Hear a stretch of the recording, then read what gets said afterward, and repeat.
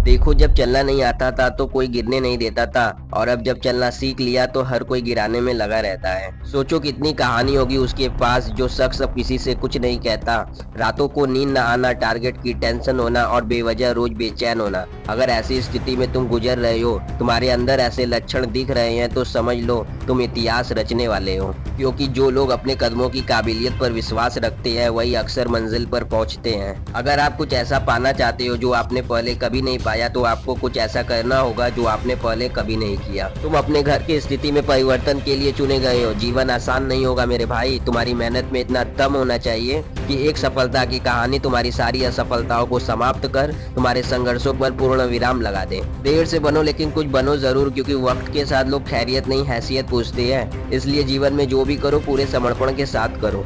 उदय किसी का भी अचानक नहीं हुआ मेरे भाई। सूर्य भी धीरे धीरे निकलता है और ऊपर उठता है। याद रखना, उम्र से पहले समझदार बन जाते हैं वो लोग जिसके हिस्से में बचपन से ही दुख और जिम्मेदारी आ जाती है। अरे अपने वही है जो संघर्षों के समय भी तुम्हारे साथ हो, क्योंकि सफलता के बाद तो पराये भी अपने हो जाते हैं। आज मेरी परिस्थिति देखकर तुम मेरे खिलाफ जितनी बातें बना सकते हो बना लो, पर याद रखना, जिस दिन यह समय मेरा साथी बन गया ना, तो तुम्हें खुद शर्म आएगी कि मैंने किस आदमी के बारे में क्या बोल दिया था। आज मेरा संघर्ष चल रहा है और तुम्हारी मेरे खिलाफ बातें। जिस दिन यह मेरा संघर्ष सफलता का रूप लेगा, उस दिन तुम्हें समझ में आएगा कि मैंने किसके बारे में क्या बोला था।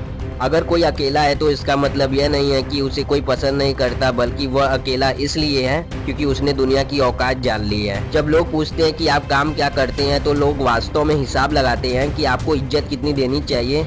यही इस दुनिया की सोच है और इसे आपको मानना पड़ेगा। समय अपनी रफ्तार में है दोस्त। अगर तुम रुके तो बहुत पीछे रह जाओगे, इसलिए धीरे ही सही लेकिन चलते रहो। जिस मेहनत से तुम आज भाग रहे हो वही कल तुझे सफलता दिलाएगी।